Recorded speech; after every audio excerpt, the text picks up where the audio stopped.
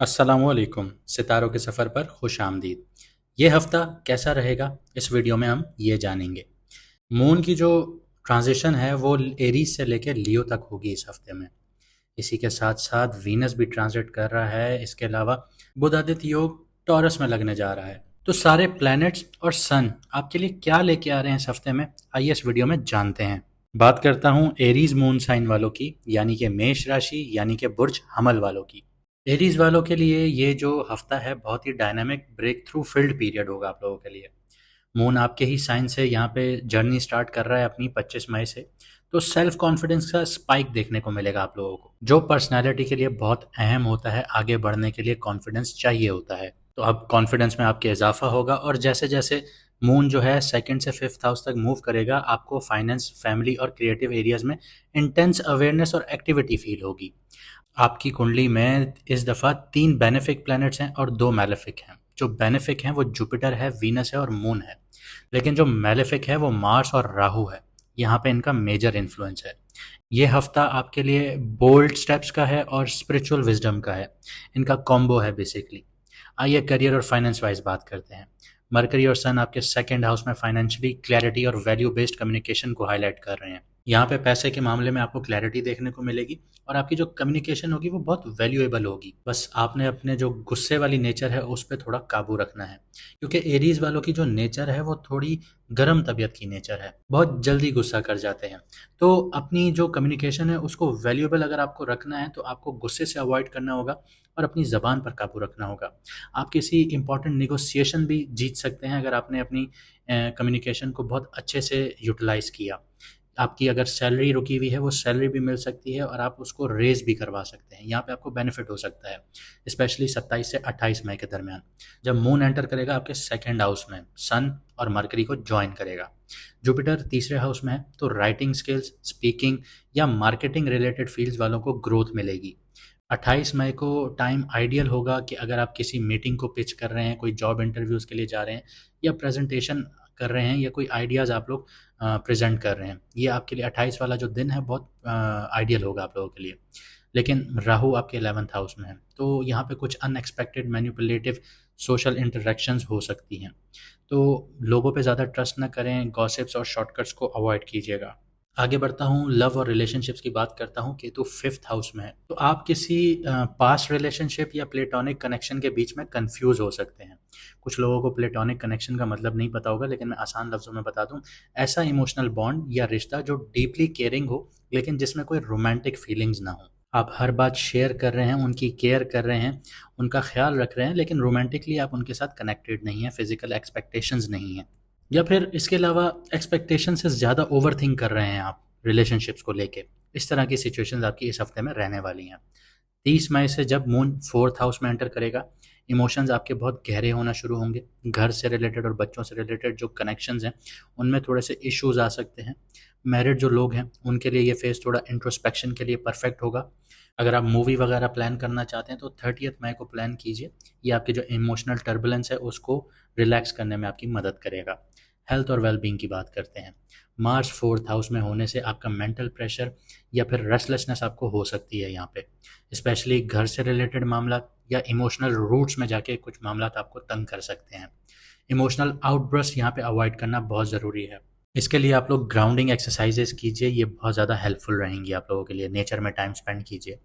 Pisces आपका 12th house है, उसमें वीनस और सैटर्न का कॉम्बो है, लेकिन वीनस ट्रांजिट कर रहा है। वीनस आपको देना तो बहुत कुछ चाहता था क्योंकि वीनस शर्फ में था। जब भी वीनस शर्फ में होता है किसी की भी कुंडली में तो वो उसको बहुत कुछ देता है। अभी आने वाली वीनस की सीरीज में आपको पता चलेगा। लेकिन यहाँ पे सैटर्न की जो स्ट्रिक्ट नेचर थी वो वीनस को रोक रही थी। तो अभी जो इनका कॉम्बो है फिलहाल ये स्पिरिचुअल फटीग दे रहा है आप लोगों को, थकावट का शिकार करेगा। आपका स्लीप पैटर्न और आपके जो ड्रीम्स हैं उन पे फोकस आपका डिस्टर्ब रहेगा। लेकिन अगर आपने डिसिप्लिन अप्रोच रखी और अपना फोकस क्लियर रखा तो आप अपने ड्रीम्स पर फोकस भी कर पाएंगे। इसके अलावा सबकॉन्शियस माइंड तो बहुत ज़्यादा एक्टिव है, लेकिन वहाँ से आपको कुछ वैल्यूएबल इंसाइट्स भी मिल सकती हैं। कुछ ऐसे आइडियाज़ मिल सकते हैं, कुछ ऐसी चीज़ों के बारे में आपका विजन क्लियर हो सकता है जो पहले क्लियर नहीं था। यहाँ पे 29 से 31 मई के बीच में डिजिटल डिटॉक्स ट्राई कीजिए और मेंटल क्लैरिटी लीजिए। अगर ये चीज़ें आपने की तो आपको वैल्यूएबल इंसाइट्स गारंटीड मिलेंगी। जो इस हफ्ते आपके लकी डेज होंगे वो 27 से 28 मई होंगे, क्योंकि मून आपका सेकंड हाउस में होगा, जो कि फाइनेंशियल क्लैरिटी और मीनिंगफुल कॉन्वर्जेशंस का बायस बनेगा। इसके अलावा जो जुपिटर की जो सपोर्ट है वो आपको कम्युनिकेशन और कॉन्फिडेंस में बहुत हिम्मत देगी आप लोगों के लिए। लेकिन आपने जो दिन अवॉइड करने हैं वो 30th में और 1 जून का दिन है, क्योंकि मून कंजक्ट करेगा मार्स के साथ। तो यहाँ पे इमोशनल इंस्टेबिलिटी देखने को मिल सकती है, या घर के किसी मेंबर के साथ आपका कॉन्फ्लिक्ट भी हो सकता है। 1 जून के लिए अगर मैं बात करूँ तो मून होगा केतु के साथ। यहाँ पे जो आपके इम्पल्सिव डिसीजंस हैं वो अवॉइड करने होंगे आपको लव लाइफ को लेके। चलिए कुछ बात आपकी रेमेडीज़ के ऊपर कर लेते हैं इस हफ्ते के लिए। देखें, ज़िंदगी में ना सेहत से ज़्यादा कुछ भी कीमती नहीं है। ना पैसा, ना गाड़ी, ना घर और माँ। इन 2 चीज़ों से ज़्यादा कीमती कुछ भी नहीं है, एक सेहत और एक माँ। अगर आप अपने दिमाग में, जो आपका सबकॉन्शियस माइंड एक्टिव है, क्योंकि आप लोग 7.5 ही में हैं, तो ये आपका बहुत क्रूशल पीरियड होगा, दिमाग बहुत ज़्यादा चलना शुरू हो जाएगा। तो यहाँ पे आपको हर दिन आधा घंटा निकालना है अपने लिए, कि जो आपके दिमाग में चल रहा है, कोई ऐसे चीज़ें चल रही हैं जो आपको परेशान कर रही हैं, या कुछ आइडियाज़ आ रहे हैं, या कुछ मुश्किलात हैं, उनको अपने रजिस्टर पर लिखिए। उनमें देखिए कि वहाँ पे क्लैरिटी अब आपको कहाँ चाहिए, कौन सा मसला आपको तंग कर रहा है, कौन सी चीज़ फालतू है, कौन सी चीज़ आपके लिए नुकसानदेह है, कौन सी चीज़ पॉजिटिव है। यहाँ से आपको आइडियाज़ भी मिल सकते हैं आपके सबकॉन्शियस माइंड से, यहाँ से आपके जो मसले हैं वो हल भी हो सकते हैं। तो ये चीज़ आपने करनी है। इसके अलावा राहु 11th हाउस में है, तो यहाँ पे आपने गॉसिप्स और फालतू की बहसबाजी से निकलना होगा, और न्यू कॉन्ट्रैक्ट्स को वैलिडेट करने से पहले उस पर अच्छी सी रिसर्च ज़रूर कीजिएगा, उन पर ट्रस्ट करने से पहले उन पर रिसर्च ज़रूर कीजिएगा। ये ना हो कि आप धोखे में आ जाएं, कोई आप कॉन्टैक्ट या नेटवर्क बना रहे हों कि उनको ही आप यूज़ करेंगे, यूटिलाइज़ करेंगे, उनसे आगे बढ़ने की कोशिश करेंगे, कि पता चले वो ही आपको यूज़ करके चले जाएं। तो इस चीज़ को अच्छे से रिसर्च कीजिएगा। लकी कलर की बात करूं इस हफ्ते की, तो गोल्डन येलो आपके लिए लकी कलर है, जो सन रूल करता है। यहाँ पे सन टॉरस में है मरकरी के साथ, जो क्लैरिटी को प्रमोट करेगा और फाइनेंशियली फोकस लेके आएगा आपके लिए। लकी नंबर आपका 3 है, जुपिटर का नंबर है। ये आइडियल है आपकी एक्सपेंशन के लिए और वाइज डिसीजंस के लिए।